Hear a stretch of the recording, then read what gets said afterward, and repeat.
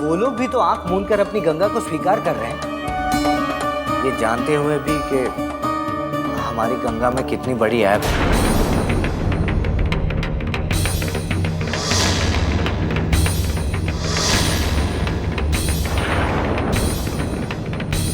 कार्तिक, अपनी बहन के बारे में ऐसी ओछी बातें कहते तुम्हें लज्जा नहीं आती? तुम एक भाई होने की गरिमा खो चुके हो, लेकिन मैं एक पिता होने के कर्तव्य से विमुख नहीं हो सकता। एक बात याद रखो और सुन लो, जब तक गंगा और मैं उस लड़के से मिल नहीं लेते तब तक हम राजी नहीं होंगे, नहीं होंगे, नहीं होंगे। बाबूजी, आप समझने की कोशिश क्यों नहीं कर रहे हैं? मुझे समझने की कोई आवश्यकता नहीं है। और एक बात ध्यान से सुन लो, अपने लड़के वालों से कहो कि अपने रिश्तेदारों को लेकर हमारे घर में आए। जी बाबूजी। बाबूजी कह रहे हैं कि रिश्ते की बात करने के लिए उन लोगों को घर बुला ले। ला मुझे तो। हाँ पंडित जी, आप ऐसा कीजिए पंडित जी कि गंगा को लेके हमारे घर आ जाइए। हम लड़के को और उसके परिवार वालों को बुलवा लेते हैं। आप मिल लीजिए, उनसे बात कर लीजिए, पूरी तसल्ली हो जाए और आपको ठीक लगे तो रिश्ते के लिए हाँ कर दीजिएगा। ठीक, मैं फोन रख रहा हूँ। क्या कर रहे हैं आप? सारी बात बिगाड़ दी। लेकिन पापा जी, बाबूजी की ये जिद। ठीक है बेटा, भलाई करने में जूते भी पड़ते हैं, ये तो कोई बड़ी बात नहीं है। आप परेशान मत होइए, हम सब संभाल लें। बाबूजी भी ना।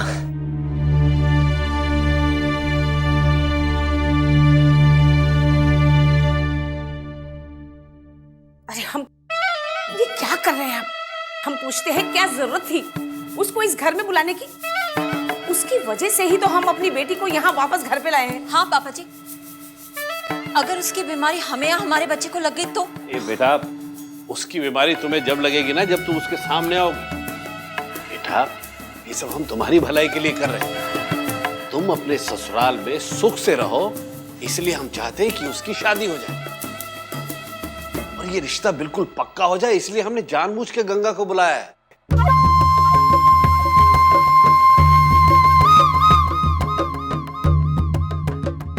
ये शादी तो हम किसी भी कीमत पर करवा के रहेंगे।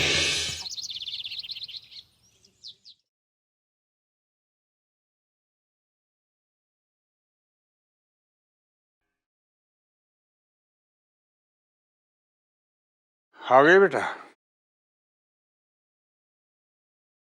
बेटा,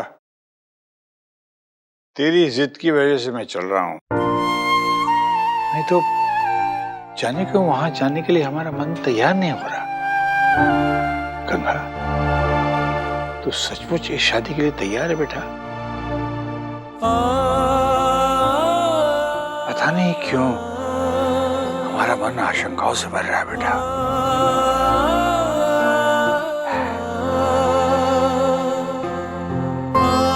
जो कुछ हो रहा है मुझे लगता है ठीक नहीं हो रहा है। मुझे बहुत घबराहट हो रही है बेटा। बाबूजी, घबराने वाली क्या बात है? ये दिन तो हर पिता की जिंदगी में जरूर आता है जब उसे अपनी बेटी का हाथ किसी दूसरे को सौंपना ही पड़ता है। बेटा, तेरा हाथ या तो कोई देवता ही थामेगा या फिर बाबूजी, वो केवल इंसान होगा जिसके सुख दुख भी सिर्फ हमारी तरह ही होंगे। गंगा बेटी, बचपन से हम तुम्हारे चेहरे पर मुस्कान देखने के लिए तरसते रहे हैं। अब तुम्हारे भाग्य पर लगे ग्रहण को हटाकर खुशखबरी लेकर हंसते हुए ही लौटना है, समझ गई? देखो बेटा, सबकी जोड़ी ऊपर से ही बनकर आती है।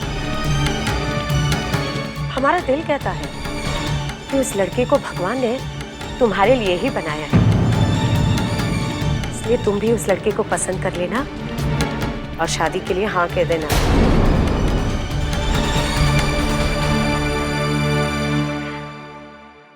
ये लीजिए, आप यहाँ मुंह लटका कर क्यों खड़े हैं? ऐसा सूखा चेहरा लेकर लड़के वालों के यहाँ जाएंगे तो बनता काम भी बिगड़ जाएगा। लेकिन अम्मा, बिना पैसे के ये लोग जाएंगे कैसे? उसकी आवश्यकता नहीं है बेटा, उसका बंदोबस्त हम कर लेंगे। बंदोबस्त कर लेंगे? कहाँ से बंदोबस्त करेंगे?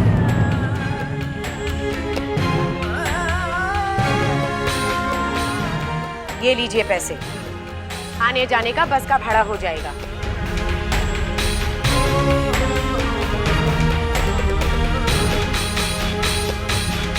अब दीदा फाड़ कर क्या देख रहे हैं? यही सोच रहे ना कि घर में चूल्हा जलाने को पैसे नहीं है और हमारे पास ये रुपली कहां से आ गई? पड़ोसन से उधार मांग कर लाए हैं।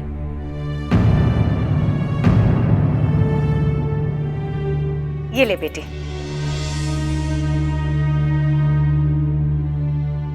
और हाँ सुनिए, जैसे ही रिश्ता पक्का हो जाए ना तो मुन्ना एसटीडी पर फोन करके संदेशा छोड़ दीजिएगा।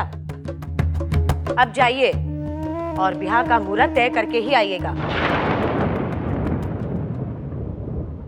चल बेटे, अच्छे से जाना।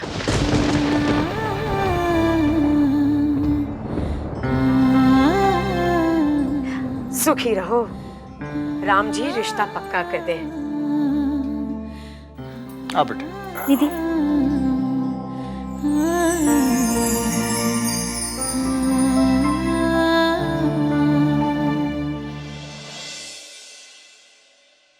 देखना, भोलेनाथ सब अच्छा ही करेंगे।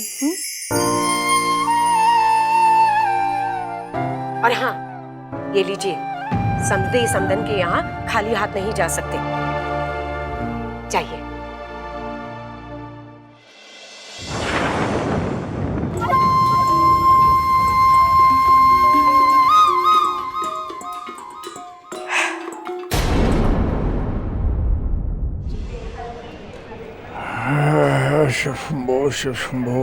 बाबूजी, रास्ते में ठंड होगी, आप ये बंडी पहन लीजिए।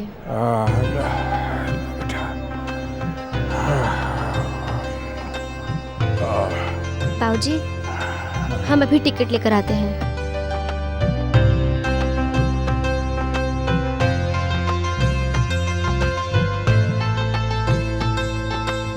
भैया, रामपुर की 2 टिकट दीजिए।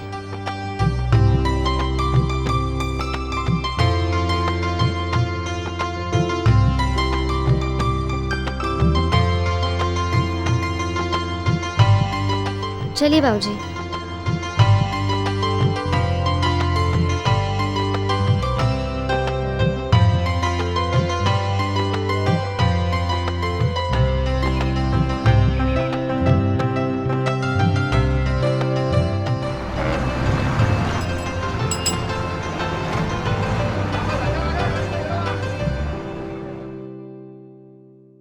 क्या क्या कर्म करने पड़ रहे हैं गंगा का जीवन सुधारने के लिए। अरे जिंदगी सवरेगी उसकी और मुसीबत हमारी। मम्मी जी, आप हमारी खुशियों के लिए कितना कुछ करती हैं। काश हमारी तबीयत ठीक होती तो मैं भी आपकी मदद कर देती। अरे नहीं बेटा, ये सब हम किसके लिए कर रहे हैं? अपनी बेटी के लिए ना। अरे बेटी की शादी करवा दी तो क्या हमारी जिम्मेदारियों से भी हम मुक्त हो गए? नहीं ना।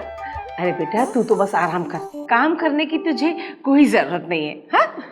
मम्मी जी, लेकिन हम तो आपका हाथ बटा सकते हैं ना। राम राम राम, हमें नरक में भिजवाएंगे क्या? पाप चढ़ेगा हम पे। कोई पाप नहीं लगेगा, लेकिन हाँ, आपकी सेवा करके पुण्य जरूर मिलेगा हमें। अरे वाह। अरे अरे, अब आप ये अखबार लेके मत बैठ जाइए, बाजार जाइए। आप जानते हैं ना, कन्हैया लाल जी को कचौरियाँ बहुत पसंद है। पापा जी, हम चले जाते हैं। उनके स्वागत के लिए आपको तो घर पर रहना पड़ेगा ना। ठीक।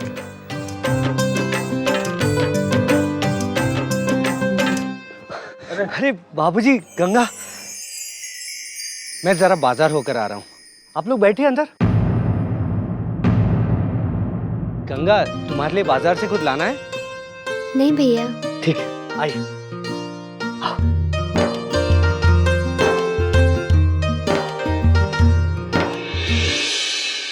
प्रणाम बाबूजी। स्वागत रहो बेटा, स्वागत रहो। नमस्ते चाची जी। नमस्कार नमस्कार, आइए आइए पंडित। नमस्ते बेटा, खुश रहो खुश रहो, आइए। विराज।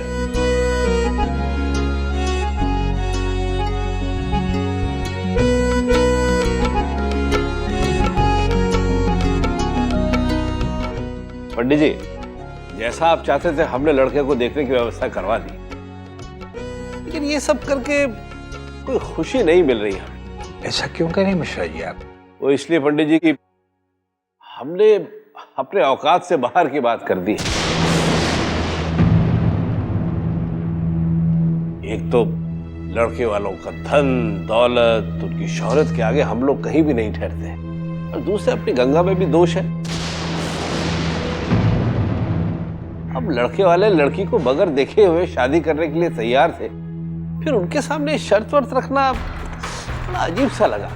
मिश्रा जी, अब यही बात मुझे जरा खटक रही है। इतना भरा पूरा घर, वैभव संपन्न लोग,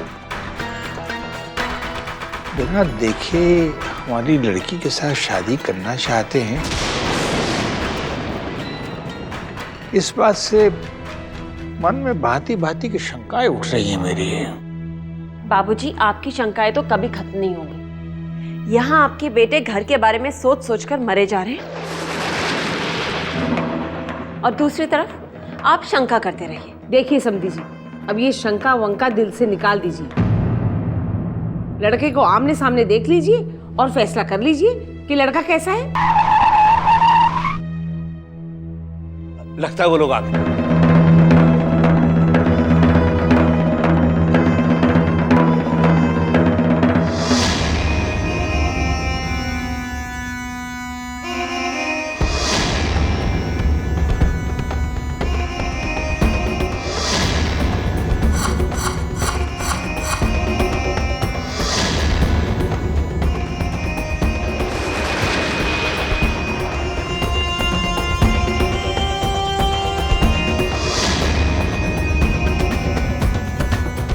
भगवान बुरी नजर से बचाए।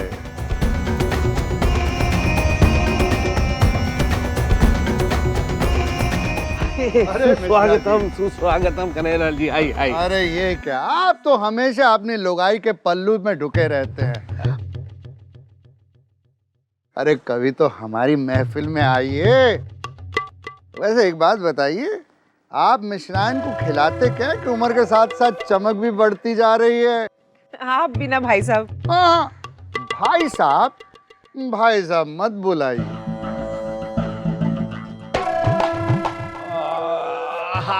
आइए ना, आइए कन्हैयालाल जी, वो लड़की वाले आ गए, आप देख लीजिए, आइए। देख लीजिए। अरे मिश्रा जी, हम देखने दिखाने में विश्वास नहीं रखते। हाँ, हम तो बस हाँ, और अगर उस तरह आपने हमें देख लिया तो फिर आप कुछ दिखाने लायक नहीं रहेंगे। चलिए, आप कहते हैं तो देख लेते। आइए आइए आइए।